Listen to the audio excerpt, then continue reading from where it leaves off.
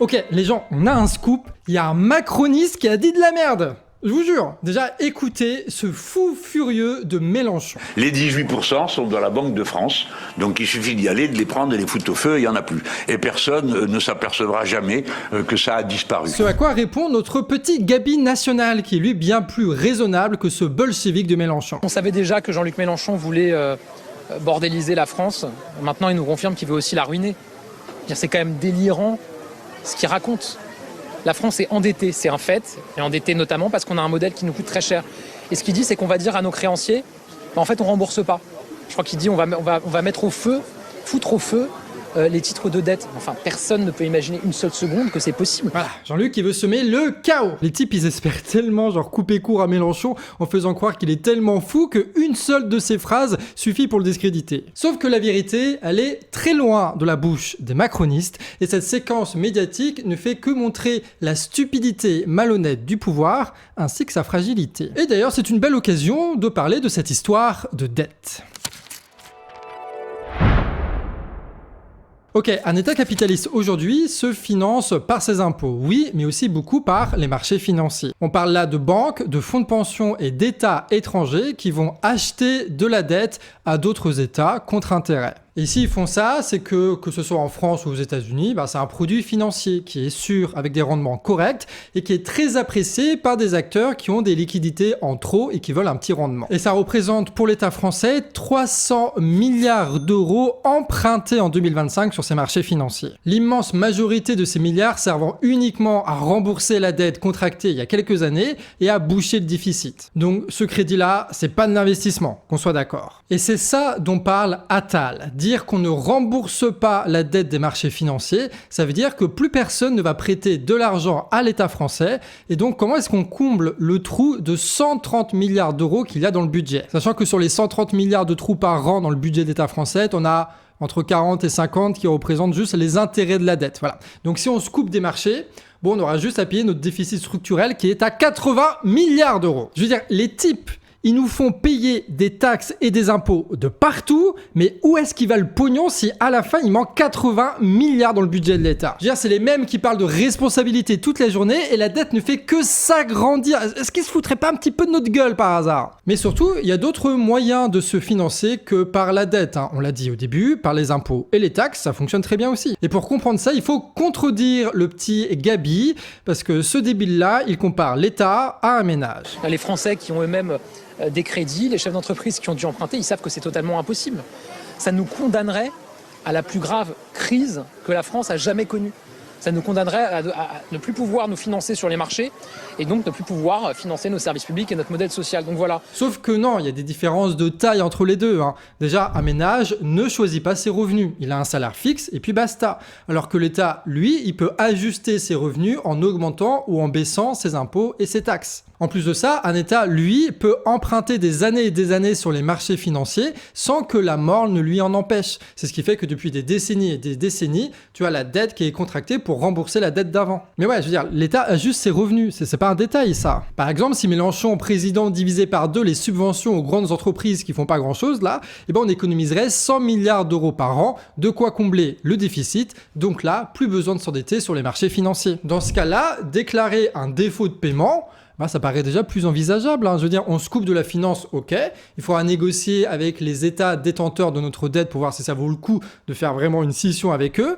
Mais globalement, financièrement, ça s'entend comme argument. Parce qu'on n'aura plus besoin d'emprunter sur les marchés financiers, parce qu'on sera plus en déficit. En fait, c'est dur à croire parce que ça va à l'encontre de tout ce qu'on nous a dit à la télé depuis des années, mais le déficit aujourd'hui, c'est un choix politique. Toutes les politiques d'austérité des gouvernements successifs n'ont pas servi à réduire la dette ou le déficit, mais plutôt à baisser les impôts pour les riches et les grandes entreprises, tout en les finançant avec des subventions colossales. Mais évidemment, Gabriel Attal ne va pas dénoncer cette immense arnaque qu'est le système fiscal français. Donc il vous fait le coup le financement de l'État, c'est comme financer une maison, ce qui est une totale manipulation de sa part. Et le pire, c'est que c'est même pas le discours de Mélenchon ce qu'on vient de dire là. On a juste extrapolé sur ce que disait Attal. Mais si on écoute Mélenchon, C'est encore plus insignifiant que ça.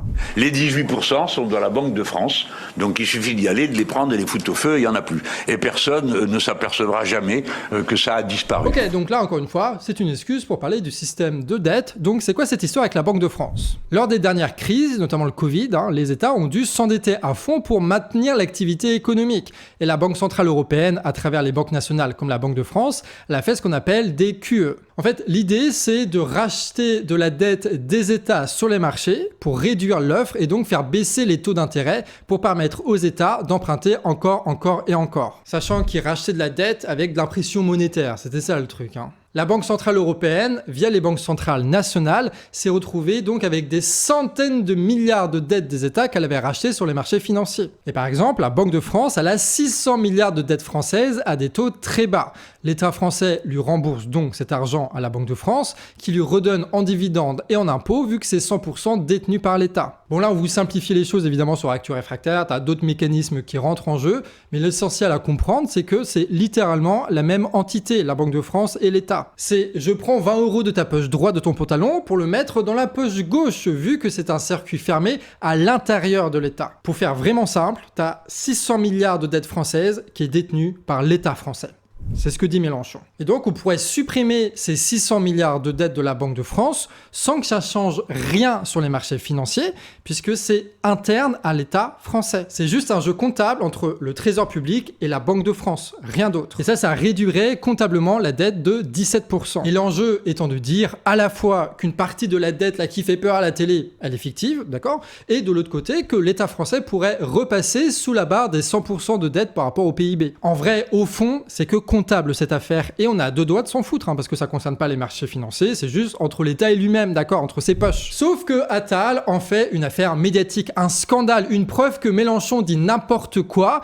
Sauf que, on l'a bien vu, c'est du bidon, c'est de la manipulation. C'est, encore une fois, nous prendre pour des cons. Putain, mais ces types, ils sont tellement nuls. Leur bilan est tellement catastrophique qu'ils refusent catégoriquement de rentrer dans des débats économiques un tout petit peu complexes et qui préfèrent juste faire peur aux gens avec des fausses informations comme ça. Mais, en vrai, cet argument de la bordélisation et de l'impasse économique que représenterait Mélenchon, c'est plutôt une bonne nouvelle quand même. Parce que, pour le pouvoir macroniste, c'est un immense aveu d'échec. Le Mélenchon antisémite n'a pas pris. Il faut se rappeler, c'était quand même leur argument massu. C'était censé mettre la France insoumise hors de course lors des européennes, puis lors de la dissolution, puis lors des municipales, sauf que ça n'a pas tenu. Ils voulaient faire à Mélenchon ce que le Parti travailliste et le système a fait à Corbyn, sauf que ça n'a pas marché. Alors, on retourne aux vieilles rengaines. La gauche, c'est la cohue, c'est l'extrême, c'est le désastre économique, c'est le feu dans la rue, c'est les vitrines cassées et des millionnaires détestés. C'est ce qu'on peut appeler l'effet shotgun ou l'effet fusil à pompe. L'idée, c'est de lancer un maximum de plomb, ici des arguments éclatés au sol, pour toucher un peu au maximum des touches potentielles qui serviraient de discours anti-Mélenchon. C'est comme ton vieux pote là qui a fait école de commerce, on lui dit désastre économique et c'est terminé pour lui. Ou ton papy retraité à qui on parle de vitrines cassées pendant des manifs. Ou ta tante à qui on répète Mélenchon, il est tout le temps en colère. En fait, il faut balancer un maximum d'infos un peu débiles comme ça pour toucher un maximum de cibles et tout ça avec un minimum d'effort. Et c'est pratique quand on a tout un appareil médiatique avec soi. Et évidemment, tu ajoutes à ça l'élément principal de leur propagande, c'est la répétition. Pour le coup, les médias télé et radio sont ravis d'entendre des critiques de la France insoumise. Les chaînes et les émissions les plus à gauche du paysage audiovisuel donnent la part belle à Glucksmann, qui ne fait que de l'anti-Mélenchon. Et pour les plus à droite, c'est Zemmour, De Villiers et Le Pen qui ne sont pas en reste là-dessus. Sauf que leur argument ne tient pas quand on a un minimum de recul et qu'on a accès aux réseaux sociaux, d'où la raison de leur potentielle censure à venir. Donc pour lutter contre l'abrutissement généralisé, soutenez-nous sur Tipeee et partagez à fond nos vidéos et celles des camarades, évidemment. C'est là-dessus qu'on termine cette première actu réfractaire de la semaine, sachant qu'on est littéralement 3 au canard. Voilà, il y a moi, il y a Betty et il y a Monteur des Coloniales. Donc on va voir le rythme qu'on aura sur les actus réfractaires. On vous promet pas des vidéos tous les jours. Mais tout ça, c'est pour mieux préparer la rentrée, évidemment. On sera prêt au complet au canard pour ça. Sur ce, des bisous et à la prochaine. Je termine juste en vous précisant ce point. Quelle partie de la dette ? Déjà celle qu'elle a. Pour commencer, ça serait un bon début. La Banque Centrale Européenne a racheté inconditionnellement, parce qu'elle n'arrivait à rien autrement, a racheté inconditionnellement des titres de dette détenus par les banques privées et qui étaient des titres de dette des nations. Eh ben, on lui propose de continuer à prêter directement aux nations plutôt que de transiter par les banques privées et de geler à taux zéro la dette. Alors là, Alors, rappel important, et ça, vraiment, tous les copains, quand on vous dit ces questions-là, ça a l'air hyper compliqué et tout, ça ne l'est pas tant que ça. Et en vrai, tout le monde peut comprendre ça, et tout le monde peut comprendre à quel point on se fait baiser de fou dans cette histoire. Depuis les années 70, la création monétaire, elle se fait d'une manière où il y a une banque centrale. Donc, vous voyez, il y a des gens, leur boulot, c'est d'imprimer des billets. Vous voyez, donc, ils impriment des billets. Avant, c'était à la demande de l'État. Par exemple, en France, vous avez le franc. Vous dites à votre banque centrale, bonjour, voilà, j'ai besoin de 50 millions de francs. La banque centrale les imprime, on les récupère et puis on les injecte dans l'économie. Depuis les années 70, il y a une loi qui est passée qui dit que non, maintenant, la banque centrale ne peut plus prêter directement à l'État. Et donc, elle prête à une banque privée qui ensuite va prêter à l'État en lui appliquant un taux d'intérêt. Donc, c'est-à-dire que vous avez bien capté que là, en fait, on se fait racketter par des banques privées juste pour créer de la monnaie, que nous créons nous-mêmes. C'est-à-dire que c'est même pas la banque privée qui l'a créée. Donc, banque centrale prête à banque privée sans taux d'intérêt, et banque privée prête à État avec taux d'intérêt. Et la banque privée se fait un pognon de ouf sur juste les taux d'intérêt de la dette. Je vous redis ça tout le temps, mais c'est un argument massu et facile à comprendre. Si vous cumulez le prix de tous les taux d'intérêt qu'on a payés depuis 50 piges, depuis que ces règles existent, c'est le montant de la dette française. C'est-à-dire que ce qu'on doit à nos créanciers privés, c'est l'argent qu'ils nous ont volé pour juste pouvoir créer de la monnaie qui est le truc de base. Donc vraiment, ayez ça en tête, parce que là, vous comprenez à quel point quand Apathy vient vous dire oui, mais quand même, il ne faut pas les insulter et il ne faut pas les effrayer. Et si jamais ils pensent qu'on ne va pas les rembourser, ils ne voudront plus nous prêter. Mais en fait, le but, c'est que ça ne soit pas eux qui nous prêtent. Donc on s'en bat les couilles, en fait. Non, mais... Vraiment, quoi. Tu as bien expliqué. Donc le néolibéralisme a détruit les forces de production et les rentrées d'argent de l'État. Et ensuite, là, obligé à compenser par de l'emprunt privé. Et donc, ça crée ce cycle de pressurisation sur l'État. Il faut surtout pouvoir rembourser. Et donc, les mécanismes Banque Centrale Européenne, allemands, voilà. Et puis, à la fin, on arrive, ce que Zoé a parlé, des lois des années 70, sont aujourd'hui dans la Constitution européenne, en disant, voilà, il ne peut pas y avoir de circuit du trésor possible. Il n'y a aucune autonomie des banques, il faut passer par la Banque centrale et donc par l'adjudication, comme on dit, le fait d'emprunter sur des marchés privés. Ça, c'est vraiment une forteresse structurelle de l'économie néolibérale. Donc, Et deuxième effet qui se coule de ce truc de merde là que vient vous expliquer Chris, c'est que ensuite, du coup, nous, dans notre situation actuelle aujourd'hui, que la dette soit détenue par les marchés, vous savez, les fameux marchés qui se comportent comme des enfants de 4 ans et qui font des grosses colères quand ils sont pas contents, etc., détermine du coup, donc il y a des notations avec des agences de notation. Tout ça est parfaitement démocratique. Vous savez qu'il y a des gens, c'est des dictatures, puis il y a des gens, c'est des démocraties. Nous, on est dans le camp des gentils de la démocratie. Mais on est inféodé à des gens qui sont des agences de notation, c'est des énormes riches qui ont fait des études de riches et tout, et qui ont un intérêt en général personnel eux-mêmes à ça, parce que eux-mêmes ont des actions, eux-mêmes vivent de rente capitaliste, etc. Et ils mettent des notations au pays. Plus vous avez une bonne note, vous vous souvenez AAA, etc., et dégrader la note, c'est très grave et tout. Plus vous avez une bonne note, plus vos taux d'intérêt sont bas. Et là où c'est une baisse absolue, en termes de pression démocratique, littéralement, en termes de déni de démocratie et de souveraineté des peuples, etc., c'est que cette notation permet d'appuyer et de demander des politiques néolibérales. C'est-à-dire qu'ils vont dire attention, il faut être sérieux.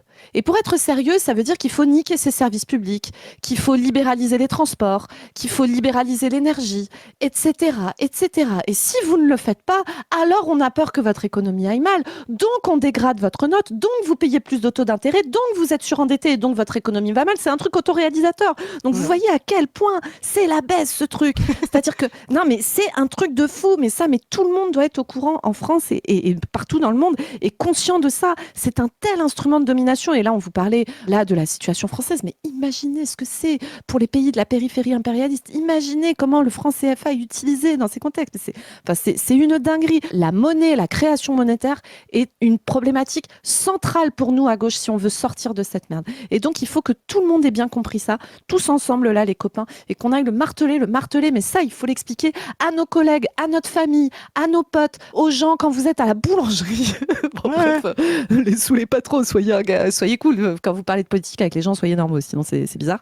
Mais voilà, quand vous êtes, je sais pas, votre fête de quartier et tout, et que ça commence à parler politique, il faut parler de ça. Quand les gens vous disent ah là là, mais est-ce que gna gna, mais ça va creuser la dette, etc. Enfin vraiment, il faut vous dire, mais là tu t'es fait pisser dans le cerveau par Jean-Michel Apathy, camarade, réveille-toi, vraiment, on te ment et on t'a servi. La dette est littéralement, depuis le néolibéralisme, la source principale du pouvoir, parce que tu l'as dit, à la fin, ça donne le pouvoir de dire baissez vos dépenses, donc vos services publics et tout. Du pouvoir d'accumuler des deux manières, reprendre le contrôle de services publics par le privé et faire de l'argent avec les intérêts. C'est ça qu'il faut casser, quoi. Bon, pardon pour ceux qui sont pas branchés super économie, c'est pas votre cas, mais bon... Et ça consiste à prendre des titres de dette et vous les mettez au frigo. Vous pouvez les mettre à la cave, vous pouvez les mettre pendus au plafond. Ça n'a aucune espèce d'importance, cet argent n'existe pas. Ouais, c'est exactement ça. C'est vraiment... Cet argent est créé ex nihilo. C'est ce qu'on appelle de la monnaie scripturale. Ce sont des lignes d'écriture. Et tout ça vraiment, ne vous faites pas baiser. C'est pas votre voisin qui vous a payé 500 balles parce que votre machine à laver vous a lâché et que vous aviez besoin d'aide, et que lui il s'est dit vas-y, j'ai pas trop de thunes mais j'ai un peu de thunes de côté, je vais lui prêter 500 balles pour qu'il puisse remplacer sa machine à laver, sinon c'est l'enfer avec les gosses et tout. Et que si vous lui rendez pas ces 500 balles, votre voisin c'est 500 balles avec lesquelles il va pas pouvoir payer sa facture d'électricité, avec laquelle il va pas pouvoir payer son essence, payer les vacances de ses mômes si ses mômes ont la chance de pouvoir partir de temps en temps en vacances. On n'est pas dans cette situation là, vraiment. C'est un argent qui n'existe pas, qui vient d'être créé pour ça. Et qui est ensuite remboursé par une activité. Donc c'est littéralement le fait de transformer une activité humaine ensuite en argent. C'est pas transformer de l'argent en une activité humaine. Le prêt bancaire, c'est l'inverse. Je vais juste mettre une balle là, j'ai pas le choix.